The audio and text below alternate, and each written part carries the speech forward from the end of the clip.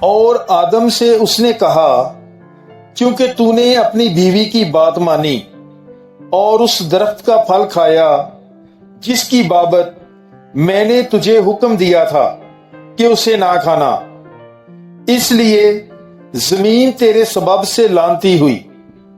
مشقت کے ساتھ تو اپنی عمر بھر اس کی پیداوار کھائے گا، اور وہ تیرے لیے کانٹے اور اونٹ کٹارے اگائے گی، اور تو کھیت کی سبزی کھائے گا۔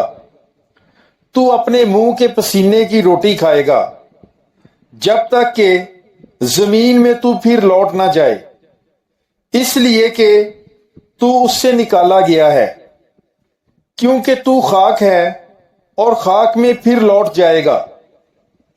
پیدائش کی کتاب 3 باب 17 تا 19 آیت تک۔ God bless you. Bible is life.